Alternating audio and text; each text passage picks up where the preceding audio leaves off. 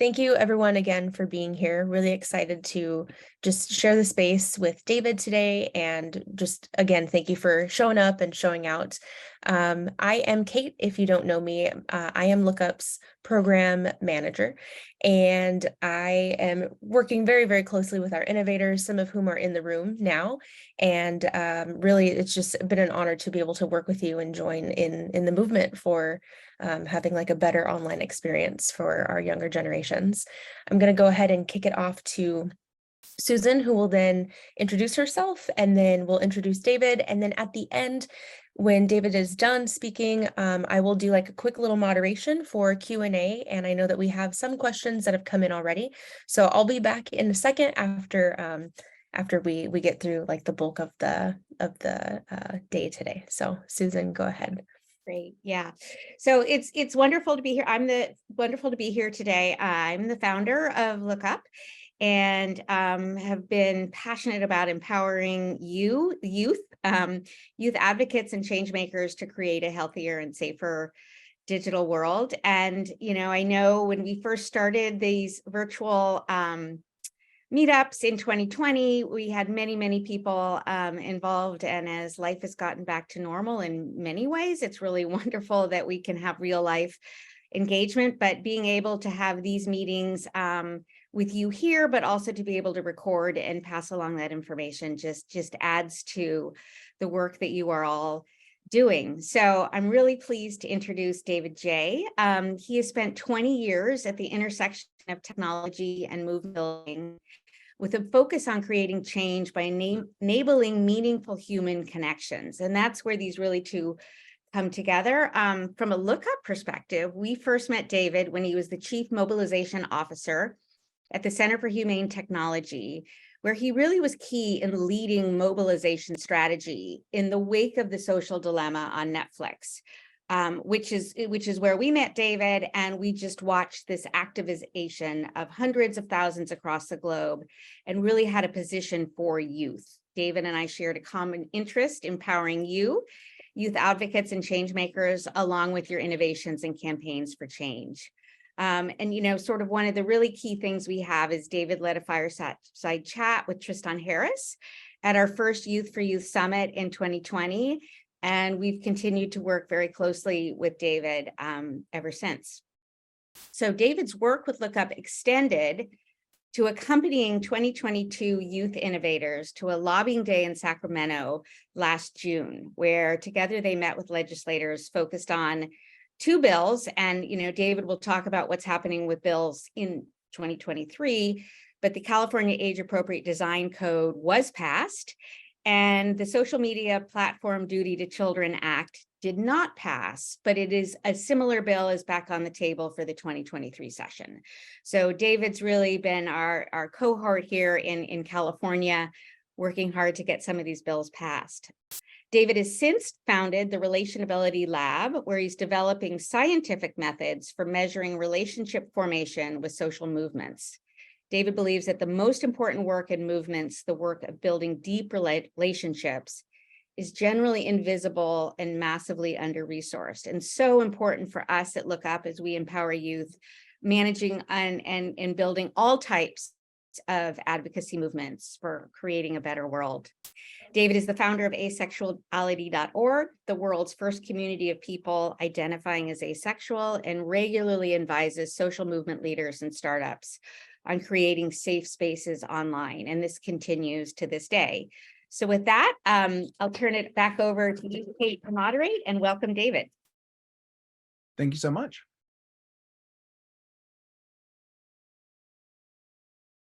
You're welcome to get right on in. You should be able to share your screen if you want to do slides at the moment too. That should be ready for you. And then when you're done, I'll hit you with some questions. Sounds great. So I have slides for us to go through. Because we're a smaller group today, I might give a little more time for discussion and do less of my slides and sort of use them as there are questions that are interesting. I'll also make I'll make them available to you all, if that's helpful. But I'll walk through a little of my perspective, what I mean about building movements, and I'm really curious to hear how in your all's work, how do movements and community show up? Are there times where you want to build community? Are there times where you want to participate in a movement? Are there times where you want to build a movement? What does that mean to you all as leaders that are emerging in this space? Is a thing I really want to be able to talk about today. And I'm going to specifically talk about like my own background doing that, both building movements to change technology and building movements with technology. So here's my fancy little slide deck. I won't use it too much because they get in the way of conversation. But I like Canva, I'm not gonna lie. So so today I'm going to share a little bit of my perspective. I want to talk about what we mean by the words audience, community, and movement, because sometimes they get used interchangeably. Like when I do political organizing work, people refer to their 100,000 person list email list as a movement, and I will often want to push back. That is an audience until you do other work with them. I want to share a structure for talking about what a movement is that I find really helpful, that's based in some of the sort of scientific perspectives on relationship that I explore that I won't get too into.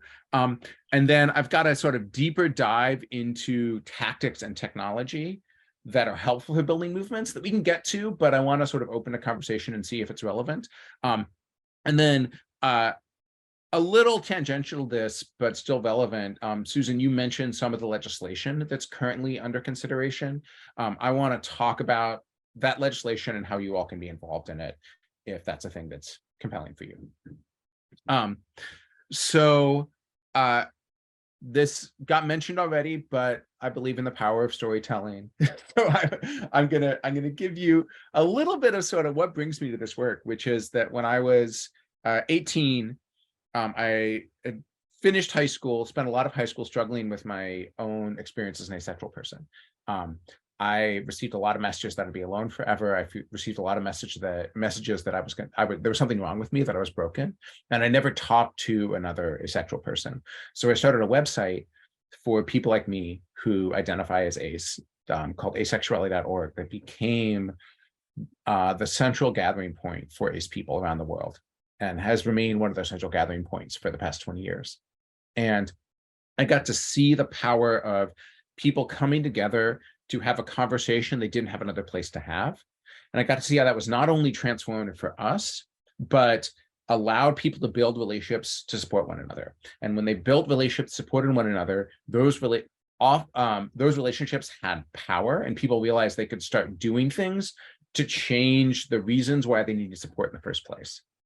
And so we moved from sort of just showing up together to supporting one another, to taking action together really organically. And that transition from kind of gathering to collective care to power is one that I've seen time and time again in movements. And that's something that I'm going to talk about today. I started thinking about how to facilitate that. I became a software developer. I started working with a number of movements. And then I got pulled into the Center for Humane Technology, the organization founded by Tristan Harris, as Susan mentioned, because there were a lot of people who were grappling with the challenges of the technology. And I found that the same pattern that I'd seen working with queer kids worked with tech workers who were in a spiritual crisis about understanding the things they built, and creating spaces where they could come together and support one another and then take action together, wound up proving a really powerful way to create change in the system. So I want to open with a question, and this is not a rhetorical question. This is the kind of question I want you all to actually raise your hands and answer. What's the difference between an audience, a community, and a movement? And there's not a right answer. I'm going to have one, but I'm curious what you all think.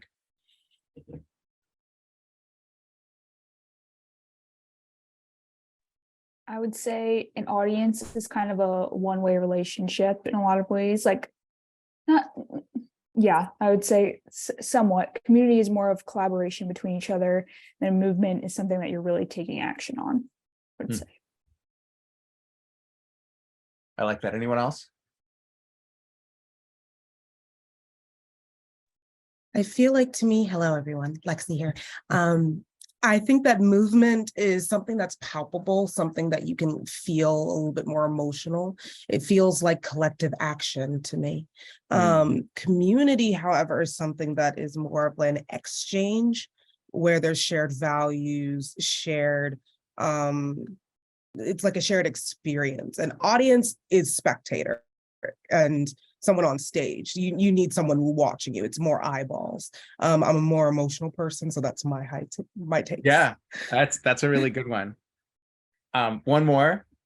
For me, I'd say audience is more of like a auditory. I kind of like compare it to the senses. So auditory, listening. Community is more about acknowledging, and movement is about vocalization.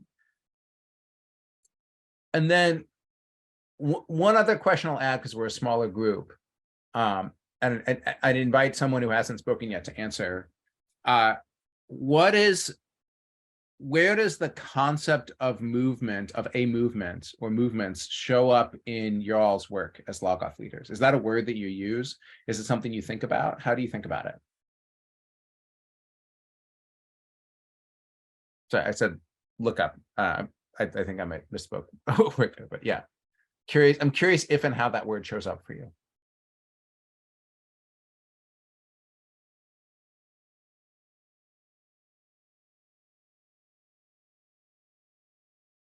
And I can invite, I know I'd invited the people who weren't speaking, some of whom probably are in a place where you can't speak. So and anyone has an answer for that question of how this word shows up for you. I can share. Oh yeah, Pramila, go for it. Oh, so I'm working on building a social justice education startup. And for that reason, it's not only about like what skills and values can we share with young people, it's also about how can they actually use all of this to make change by themselves. So in that sense, it's about how can every individual kind of start their own movement, and how do we collectively come together to find nodes that like work for us, like interests that work for us, and we can collaborate on those parts, but also do things that we ourselves are interested in. Yeah, I see it as like a huge web of movements, I suppose. That's really beautiful. And I think something you said touches on an aspect of movements that a belief about movements that I have, which is that like every individual can start a movement, and every individual is also joining a movement. Like it's a thing that you build out, and it's also a thing that exists around you that can guide you and support you. And seeing oneself as both starting something and showing up to and being supported by something is really important. Because when we don't see our work in the context of a broader movement, we miss a lot of guidance, we miss a lot of support that's out there that can benefit us and that can make our work a lot more impactful. And if we don't see ourselves as starting at least a part of a movement, then I think we sometimes miss out on the potential of our own leadership. That was a really beautiful answer.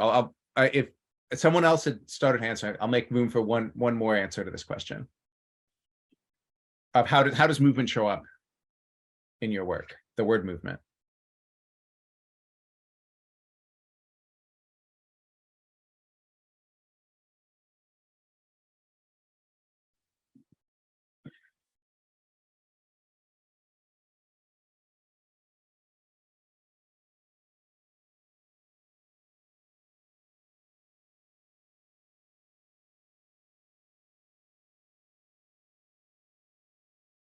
And if no one else has answered, and I'll keep going. We'll come back to discussion in a minute. So because I posed this question, I want to give at least an answer for the purpose of this discussion, which is that an audience is invited to listen, a community is invited to convene and build relationship with one another, and a movement is invited into leadership. And in a second, I'll say what I mean by the word leadership. But these are kind of layers that you can build. Usually if you have, in order to have a community, you need to be able to call people in somehow. So you need some sort of audience. In order to have a movement, you need a place where people are convening and building relationships with one another. That is a place where you invite people to take action. So there are kind of layers of complexity that build on one another. And it's important when we think about participating in movements, inviting people into movements, being part of movements that are creating change in the world, to recognize how these different layers interact, and understand how we invite someone from one into the other. And I want to pause on this concept of leadership, because that's a really loaded word. And I wanted a short sentence here, but it's difficult to convey meaning. And to convey meaning around the word leadership, I want to talk about a hero of mine named Georgia Gilmore. Have any of you heard of Georgia Gilmore? So Georgia was part of the Montgomery Improvement Association, which is the organization that ran the Montgomery bus boycotts with Dr. King. And when we think about the bus boycotts, we often think about the people and the people who were sort of most visible. Rosa Parks, who was also very much a leader in the community. Like Georgia Gilmore, we think about Dr. King, we think about the people who got up and gave speeches. But Georgia Gilmore was one of a network of people who really made the boycotts possible. So because she participated, she lost her job. And then in order to support her family, started a restaurant. She was an amazing cook. So she started a restaurant out of her house where people participating in the movement would come to eat. And that gave her enough money to be able to survive. It also meant that people in the community had a place to convene. So when Dr. King needed to have a secure a meeting, he couldn't go to most restaurants because there was too much fear that he'd get spied on. So he went to Georgia Gilmore's house. And that's where a lot of the strategic planning happened. The restaurant wound up being so successful that she and other folks in the community started putting together pies, making fried chicken, having bake sales that would that raised additional money that went to the movement and went to supporting people for gas money who were doing rides, supporting people in the community who were struggling. So a lot of the funding for the Montgomery Improvement Association did not come from major foundations or major donors. It came from people like Georgia Gilmore, who were mobilizing resources. And the ability of that movement to, that really powerful movement to be successful wasn't just about sort of an audience. It wasn't about Dr. King getting up and giving a speech and then a bunch of people spontaneously listening. It was about a bunch of people like Georgia Gilmore stepping into leadership and doing the things that needed to be done, even when they weren't the most visible things. And so when I talk about a movement being, we'll talk about sometimes leaderful movements. When I talk about movements, I'm talking about environments that invite and support people into this kind of leadership. And there's a framework that I'll share that I find really helpful for how that happens. That a little bit gets back to this idea of audience, community, and movement. And this is a movement structure framework. It's based on graph theory or network theory because I have a physics background and that's how I personally roll. But we can think about a movement as made up of 4 layers. And the job of us as organizers is often to invite people in to these layers. So the first is awareness. This is your audience. These are the people on your email list. These are the people who know that you exist, but have yet to show up to anything that you do. And this is usually the largest group by far for any organization. You may have an audience for your project. You probably are also part of the audience of a number of different organizations. if you're on their email list, if you're tracking what they're doing. Next is the convening layer. And this is one that many communities miss that I think is really, really important.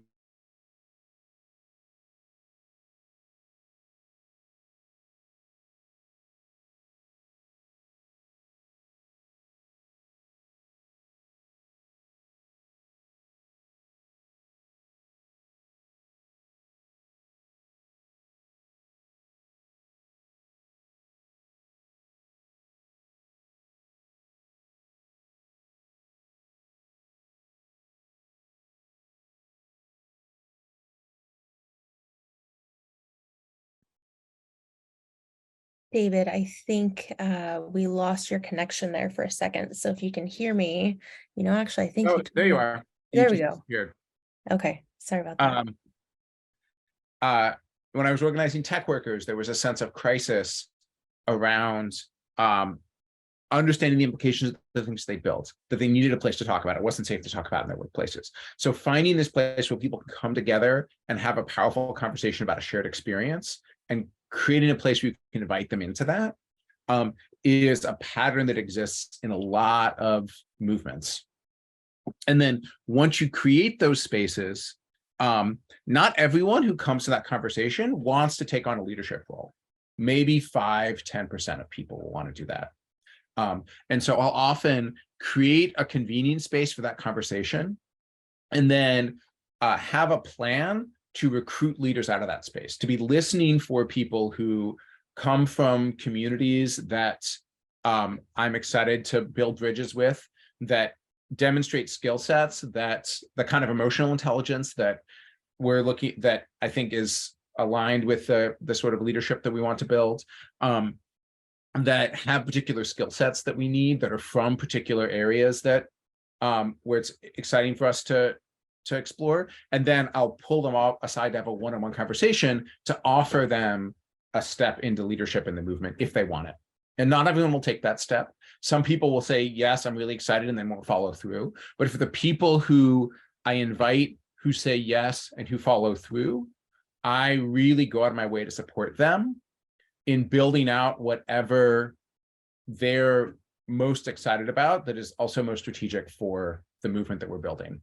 And so what I wind up doing in the movement often is a function of sort of who's shown up and wants to step into leadership. But that can wind up being some really powerful things. And if I have thousands of people here, I may only have a dozen people who are in this leadership role. But if I have a dozen people who I can really deeply trust to work with, then we can do some pretty incredible things.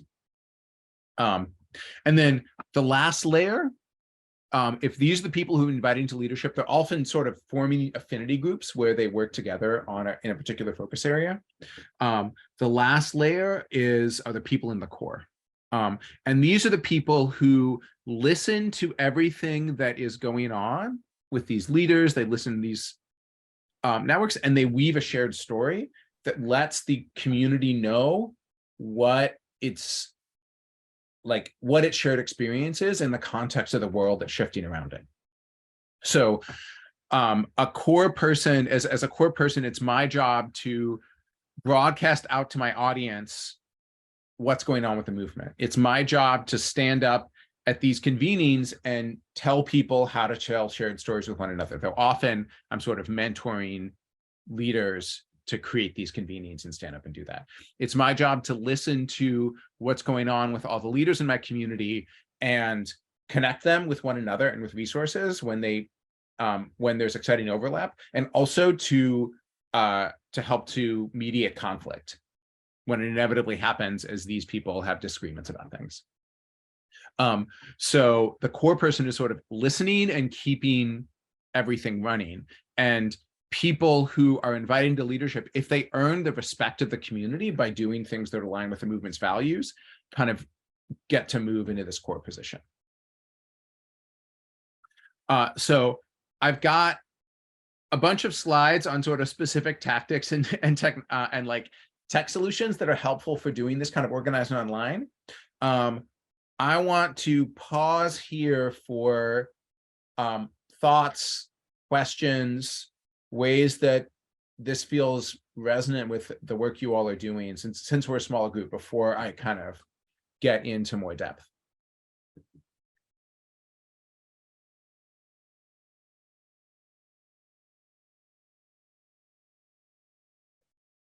I saw something popped up in chat. I have a question. Yeah, go for it. So while I understand the whole idea of like inviting people into leadership and making sure that it's an inclusive space and like an empowering space to do so, I'm curious to know if you have any advice on how to make sure that it's actually equipped to support the people that we end up bringing in as leaders. A discussion that I will have when I'm planning organizing work, and when I'm supporting folks in planning organizing work, is around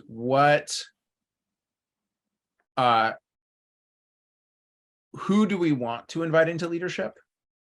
What are the characteristics? I almost never come into a space like this and say we have leadership opportunities, who wants to be part of them? Because the people who raise their hand are often not the people who can build the strongest movement. And if they raise their hand, then they feel entitled to support from us, even if they're not a fit. So it's from an inclusion standpoint, the people who feel most ready to raise their hands may not be the people whose voices ultimately are most important to have heard. And so having that clear sense of who we want to invite in and how we invite people in is really important. And then as we gather that, we also talk about what kind of support they'll need and what kind of support we are positioned to offer them. So that part of that invitation can be a clear image, a clear sense of this is the kind of support we can give you. Like, we can mentor you, we can give you mentorship, we can help to give you people to support your idea. We are not positioned to give you funding, and like, we can do our best to create a culture that supports mental health, but we are not positioned to give in-depth mental health support, though we will help you try to find those resources if we can. Maybe does that get to the question you're asking? Yes, it does. I was just curious about at times when I do want to empower like leaders from minoritized communities, I want to go beyond inclusion to say, yes, I understand that there's a lot of inequities and these are ways that I can kind of help you bridge those gaps. So I was just trying to understand like what are questions I also need to be asking myself when I'm doing that. I would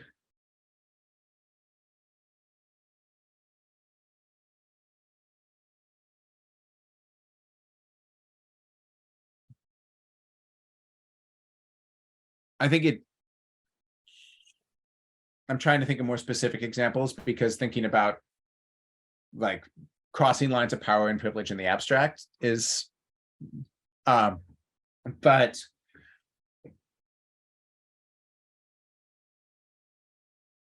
I, as a white cis man, when I try to be transparent without taking up too much time about where I am and about the work that I've done as a person with privilege, to be able to at least have a respect for the scope of work that folks who are stepping into leadership might have to do, so that I can know when to slow down and listen, and when to be willing to shift my priorities to offer support. And if I can signal that willingness to learn, and also signal that I have done some of the work myself, that is helpful. So like, if I have a public facing event and I have paid for ASL interpretation, then I'm signaling to potential leaders that I am willing to do work around disability justice, and that I'm a little more deserving of their trust. But I'm also respecting that that trust may not be there for legitimate reasons. And if I think about in the ACE community, inviting trans folks into leadership, like, I want to give them the information to help them make a realistic assessment about how much to trust me, as opposed to coming in with the expectation that they should trust me. I appreciate that answer. Thank you so much. Yeah. I have a quick question about movements. So movements, typically the way they're structured, they have the generalized community or the general following group and the leaders kind of at the front that are leading the direction, right? How do you accommodate for kind of an in-between where there are people who want their individualistic voices shared, but not necessarily take a leadership role in the movement? So I want to push back a little bit, and part of this is that the style of organizing that I do and come from, which tries not to center the voices of these people in the middle. It tries not to say, like, there's a small number of people in the middle, they set the agenda, they tell the story, they do everything.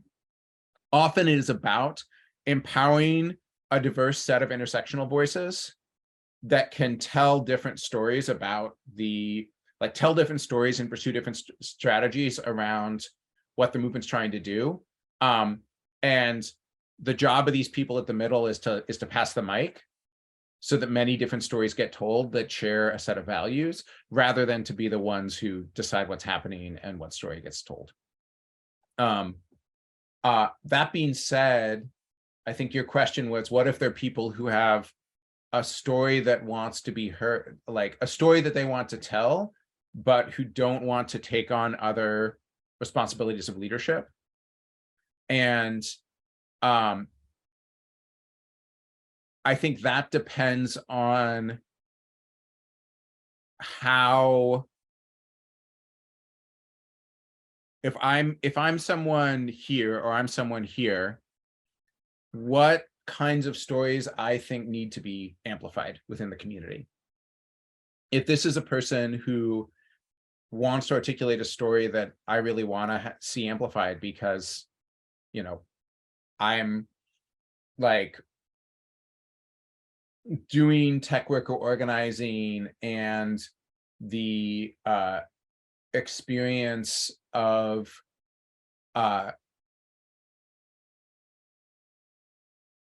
tech workers who have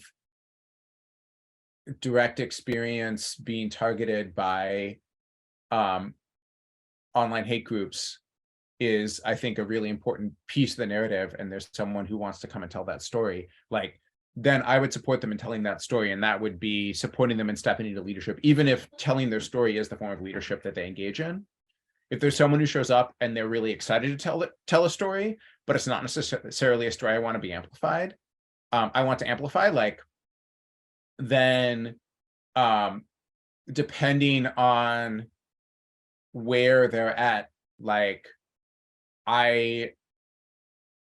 people in the movement aren't entitled to amplification from me.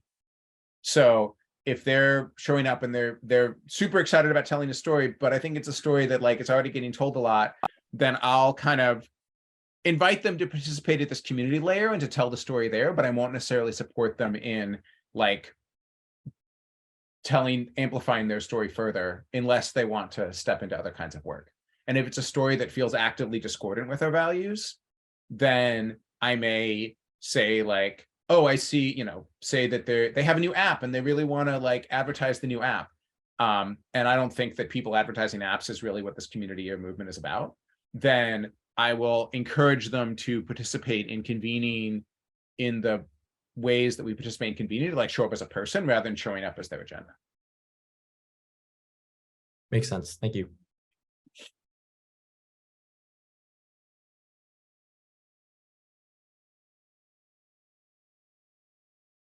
I'll make room for one more question, and then I'll go into some of the detail on this.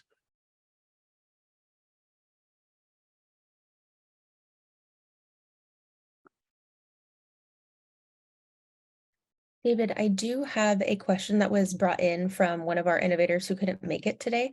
Sure. And I do feel like that it's kind of connected, and you might actually go into some of this. So I'll put this out now just in case. But Maya from Stories of Consent, what their project is, they use digital storytelling to they collect stories from others as a powerful model to show what consent looks like and how it should kind of play out. Maya wants to know, how do you work to create that safe and inclusive community online? Like, are there any best practices or things that you should keep in mind as you're building that community?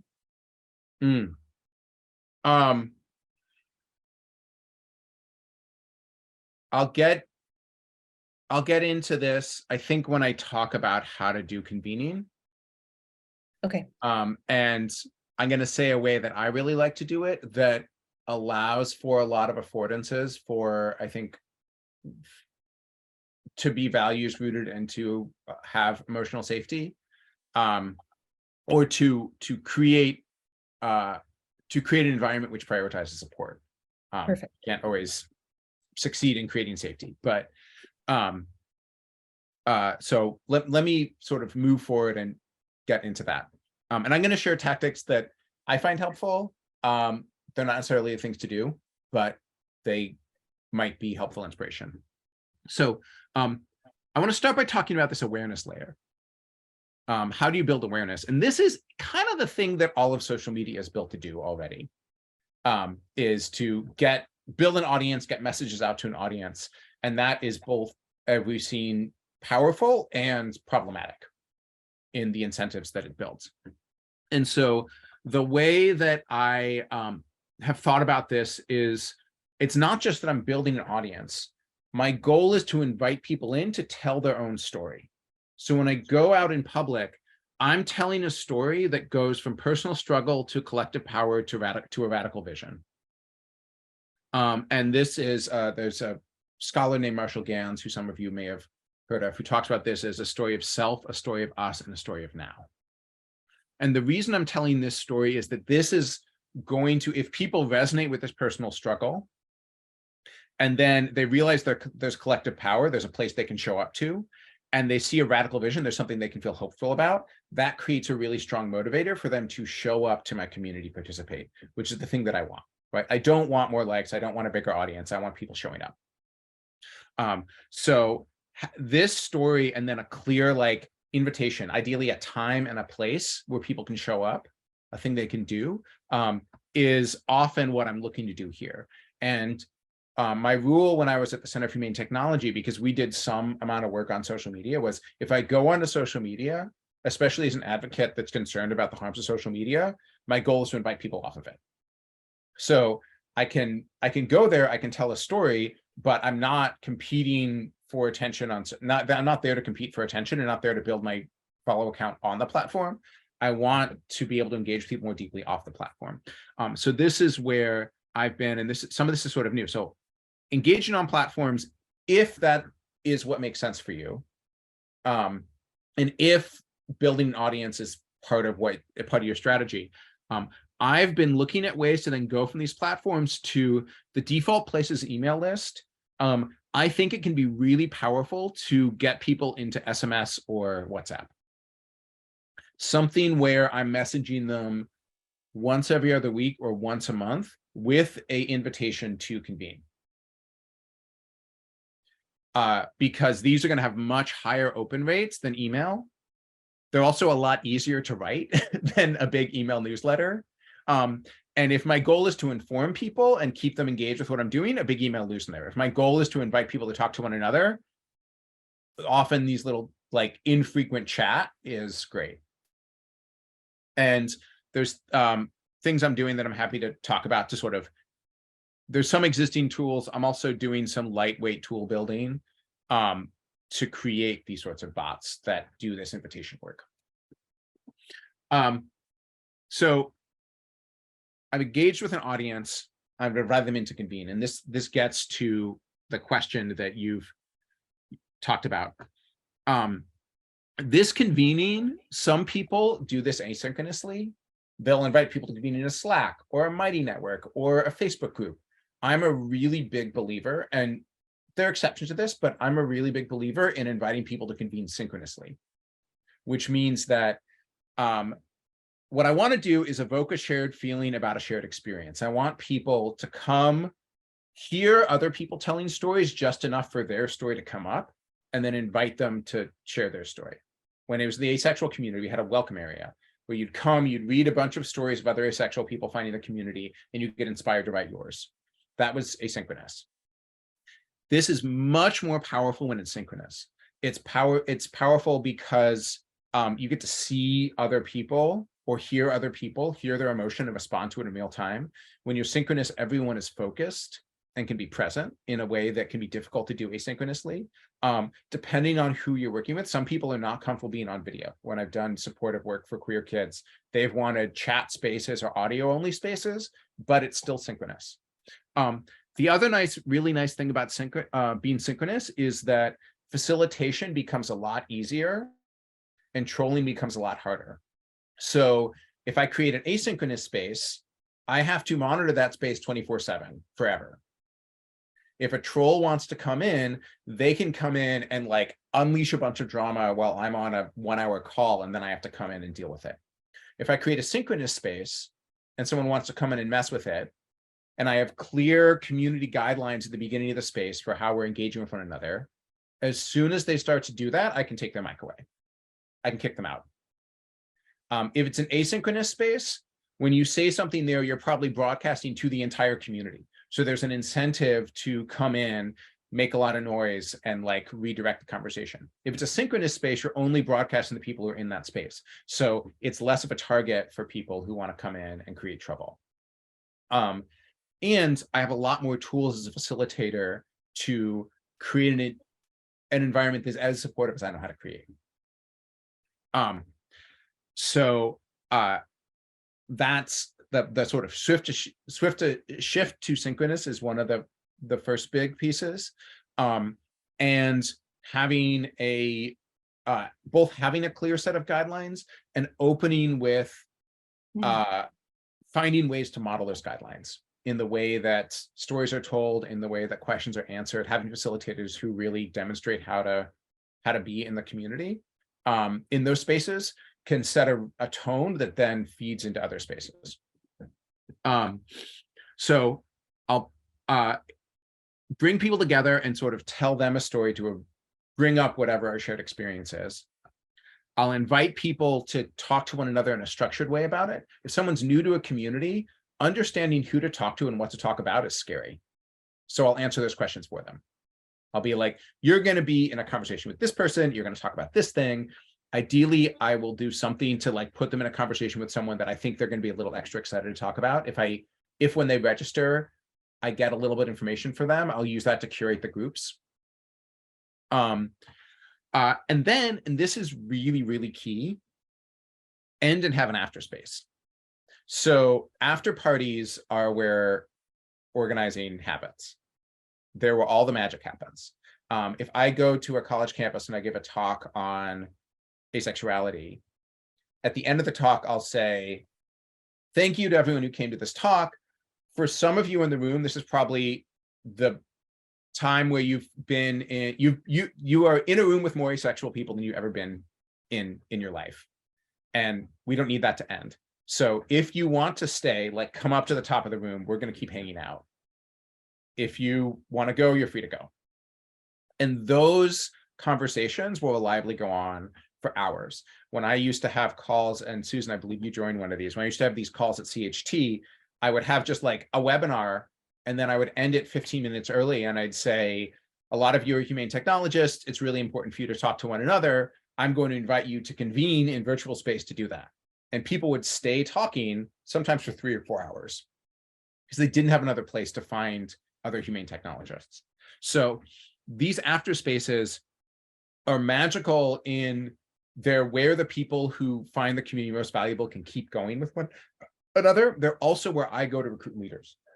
So if people are, in virtual tables or in real conversation clusters, as an organizer, I'm navigating between those, looking for people who align with the kind of leadership that I want to invite them into.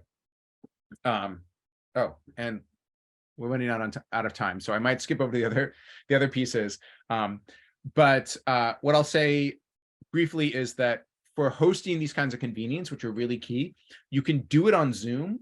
Zoom has a big limitation in that everyone is talking to everyone.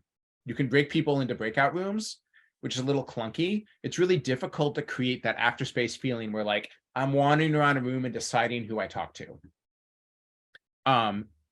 These applications all have better affordances for either facilitated group breakouts or that kind of liquid after space. So they're worth playing with. They also can get expensive, but I've found that there's a real difference when I'm able to use them. I've got more to say about inviting people into leadership and about being a core, but I'll jump to my conclusion because I don't want to run out of time. Which is that when we talk about these different layers, remember that the movement you're part of needs to do all these things. You don't need to do all these things. You can say, I'm just going to create convenience spaces. I'm going to find people who have an audience and go to them and partner with them, but who don't want to do the work of creating a convenience space, and tell them to invite their people in and just do this well. Or I've got a really good leadership opportunity.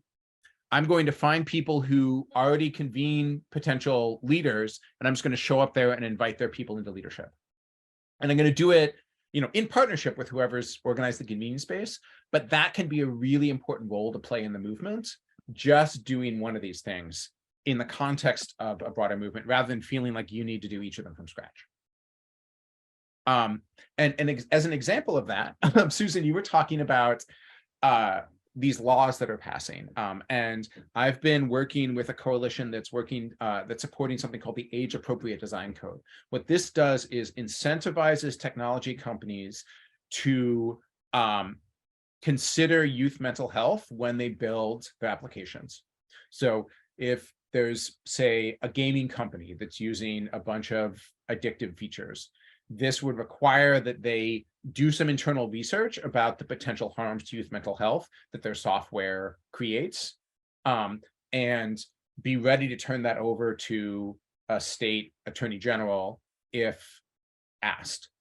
Functionally, what this does is it means that a lot of the applications that already are designing with youth mental health in mind are, this is easy for them because it's work that they're already doing. The companies that aren't doing that design and that have real problems suddenly have to do extra work and suddenly face additional risk. So this shifts the incentives in the industry towards design that's beneficial for youth mental health. And therefore, when those incentive shifts, the investment dollars start shifting, other things start to shift to build more of the kinds of technology that those of you who are building technology are working to build. So I would encourage you all. So in this context, what I've been doing is looking for places where technologists are convening, showing up and inviting them into leadership around these bills. That leadership, the simplest version, could look like going to this link, which I recommend that you do now while I'm talking. There's a letter you can sign on to as people building technology to support this. Also, if you sign on to this letter and you happen to live in one of the states where this bill is being pursued, then you sort of fit our criteria for someone we want to invite into leadership more, and I'll probably follow up with you to have a conversation. And those states, if you're curious, are New Mexico, Nevada, Minnesota, and Maryland. So I will, while you all kind of take a moment to consider signing this. I know that I talked a little bit longer than I intended to, but we also stopped for questions along the way. I wanted to thank you all so much for listening and open the floor for any additional questions that you have.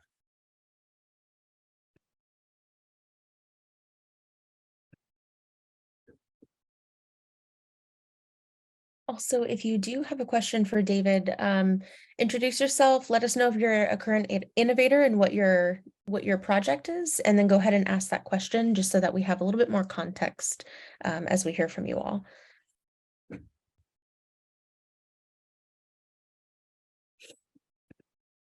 Hi, David. Jean Rogers. I wanted to go back to, hey, thanks for doing this, to the moving from the into something like Slack or WhatsApp. So we started a Slack community for our work groups. I'll just tell everyone that I run the Screen Time Action Network at Fair Play, and we have 7 working groups, and each one of them have co-leaders. And we do a lot of what David explained with handpicking the co-leaders and very intentionally inviting them into leadership. But to run those groups, we started on Slack. We're still on Slack, but most people don't like Slack. They want to go back to their email. And so as a leader or as an organizer of all these different things, we need them to be in it. You know, we got Slack to build community there, and they can have video chats there. They can put up articles there. They can continue a dialogue about a project there, but somehow most of them insist on it being in Gmail because they don't want another platform. And it's so challenging because in Slack, I can go just see what everybody's talking about and get an overview of what's going on. In email, it just seems out of control. And I wanted to know if you had a comment on that. There's some things I'm working on here, and we'll also have time to follow up on this. So the general note, which we didn't quite get to, Slack I usually reserve for people, and I think this is what you're doing, people I'm inviting into leadership. So Slack isn't for everyone in the community. Everyone in the community, like most people in the community, just get invited to these convenings, and maybe they like are part of a thing that lets me invite them. Something like Slack or Discord is just for the people who are proven that they want to do some work. And Slack and Discord I would only recommend if it's where people already are. So if I'm engaging with tech professionals, they do stuff on Slack because they already have Slack open for work. So they're already used to checking and engaging that way. If I'm engaging with younger folks, especially people who like intersect with the gaming community, Discord is the same way. Like they already have Discord open. And so it makes sense for us to organize on Discord. If I make one of these decisions, then it also limits who I can invite into leadership, because if we want to invite, I start with a bunch of people who use Slack all day and then inviting people who don't, those people are going to become less active because the channel doesn't work for them. I have been experimenting with using WhatsApp or Signal groups. Signal's my favorite if people know about or know on Signal, to be that places where leaders connect. So I'll have sort of different working groups will have threads that people can chat with that ideally are not that big. I might have one thread that only I can post to that sort of broadcasts out to everyone, where if someone wants to make an announcement to everyone, they go through me.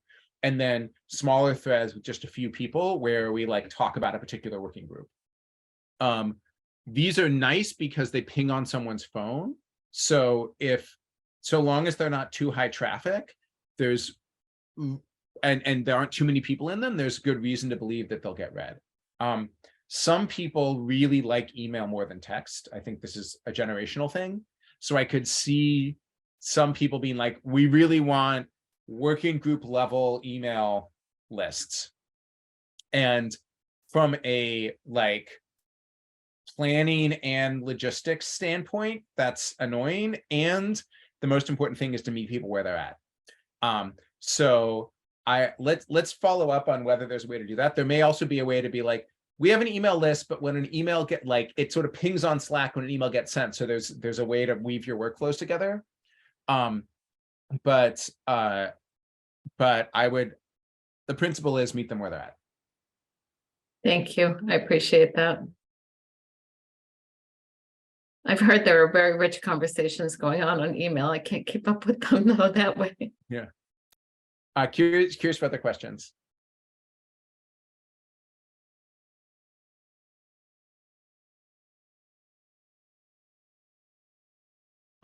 And Pramila, thank you so much for your comment in chat.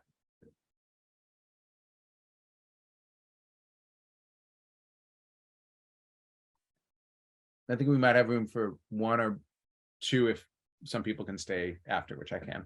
Well, David, I was just going to say, hitting on this communication piece, you have really targeted something that we at Look Up, in just engaging with our innovators, have really sort of struggled with, right? And how to find the right communication procedure, particularly since if you're looking at it, I'm one generation, Kate and Lexi are another, and our innovators are another. So very helpful for us in thinking about how we even operate as an organization. And something that I'm working around a lot with Relationality Lab is, say that you've got happening in Signal or WhatsApp or one of these channels. How do you have data flow from that to something like a CRM that lets you track who's active and where activity's happening, so that you don't just have like a thread of messages flying by in these working groups. There's some place you can go to like get a dashboard of what's going on. Right. But yeah, curious, especially for, I know we're at time, but if there's any of the youth innovators who have thoughts or questions. Just curious on your perspective. So with a lot of the online spaces currently, a lot of them are driven by attention and quick dopamine behaviors and whatnot. And with most of advocacy online, it's a lot slower paced than what you would see on TikTok or Instagram, for example. How do you kind of accommodate for that change in pace? Because I know a lot of people's attention spans, and there's studies, of course, that you would know that their attention spans are decreasing, and as a result, they're being less engaging because they can't focus enough. I guess, how do you incorporate ways to address this or kind of combat this in solutions when making public spaces or public convening spaces online? So I'm gonna put, I'm putting a link to a blog post I wrote in chat. When we were at CHT, we sometimes thought about what can replace the attention business model. Like what's a thing that is economically powerful enough to disrupt social media as we know it. And if I had to like put a bet on something, it's that people are so hungry for these convening spaces. They're so hungry for places where they can come together, slow down, connect, and be real. And if you can offer them that, and you can offer them that in a way that is healthy and genuine, then you build a kind of like collective power, and you offer something that people are hungry for in a way that the sort of dopamine hit just can't get.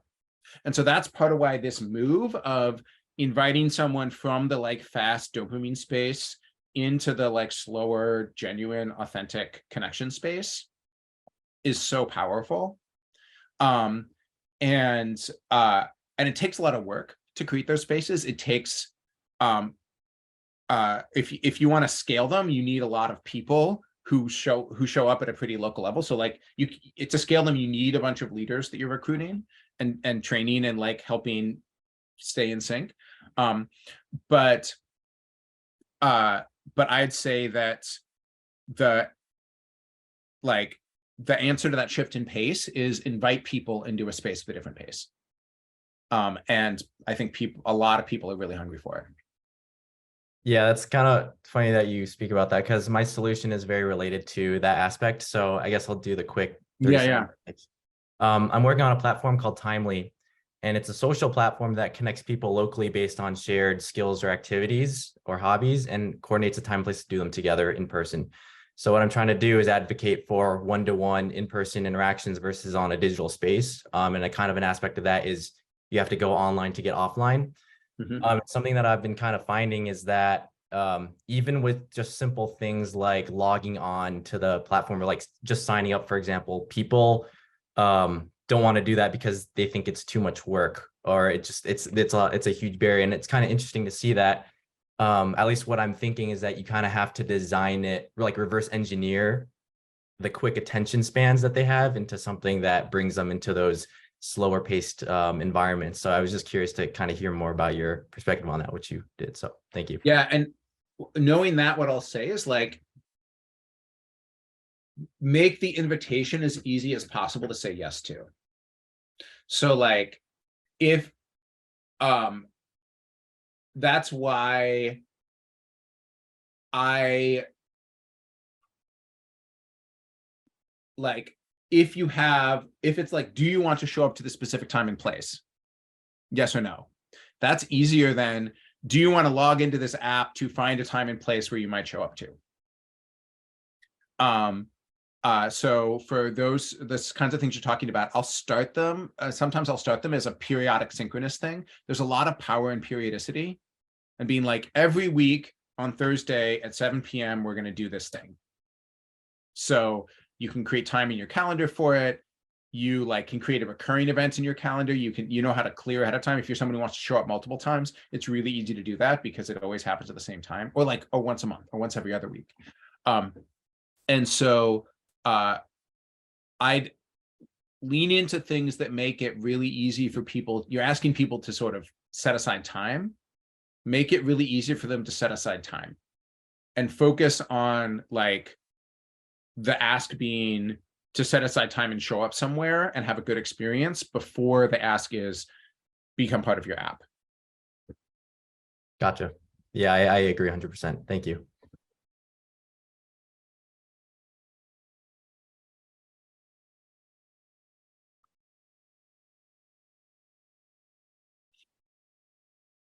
Just a quick comment on that.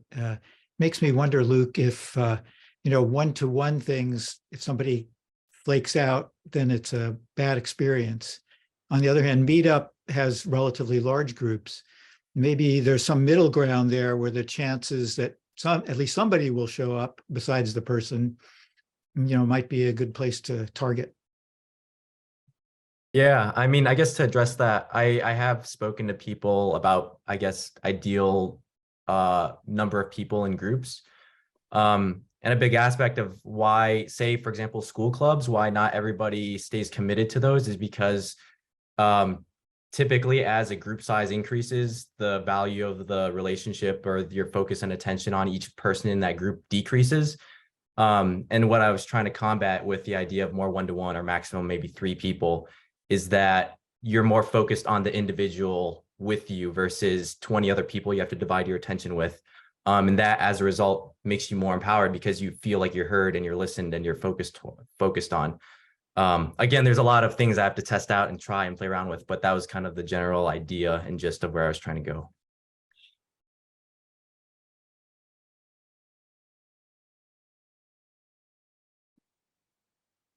David, I'll ask one. So I know you mentioned that Zoom breakout rooms are hard to use, but that the other platforms can be somewhat expensive. I know one of the groups that I've been talking with, that I'm a member of here, they're sort of going from Zoom to real world, and I'm trying to find a way for them to enable more of that social, like spatial chat or AirMeet or something, but maybe without the expense. Any suggestions for creative ways to use Zoom? Yeah, so there is a first of all, real world is best. Real world from a social standpoint is almost always better than in-person convening, except that it's also the most expensive because people have to physically get together. And so if you are like organizing a community where everyone lives in the same neighborhood and can walk to a coffee shop, like real world is cheap, so do it. But most of the time we're organizing communities that stretch across geography.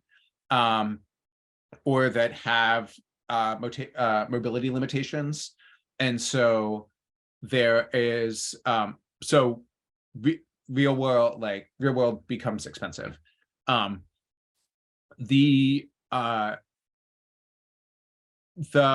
is a Zoom plugin, and I'm just going to glance and look it up because I have it in another deck.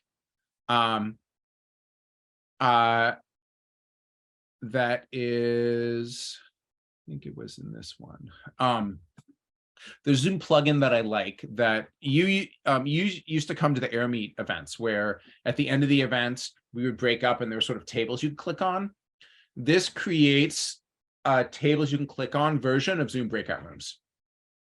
So you get it like breaks some of the monotony of Zoom, and it gives people a way to self-select into different tables. I believe it was called starts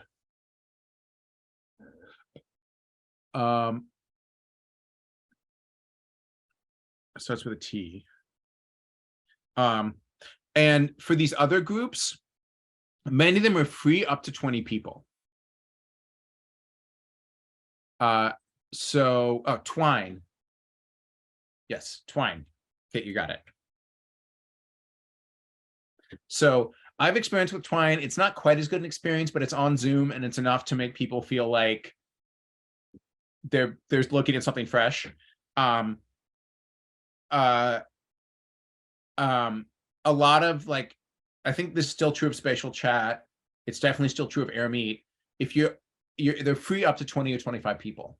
So if you've got a small group and you want to run an experiment, you can do it. But if you are doing larger scale convening, usually they have a monthly fee. And so you wind up having to pay something, and it can add up to pretty expensive to be able to have it as a convenience space. So it's the kind of thing where, like, if you're a nonprofit organization with a budget and this is a cornerstone of how you organize, it's worthwhile, but it gets difficult to do otherwise. And I'm sort of hoping, I think this space is also rapidly evolving as more people come online, and these early tools are sort of trying to capture a conference market, which is why they cost so much money. But there's no reason for them to be this expensive. And if more people were to start using them for this kind of community organizing, it would enable a pricing model that would be much more reasonable.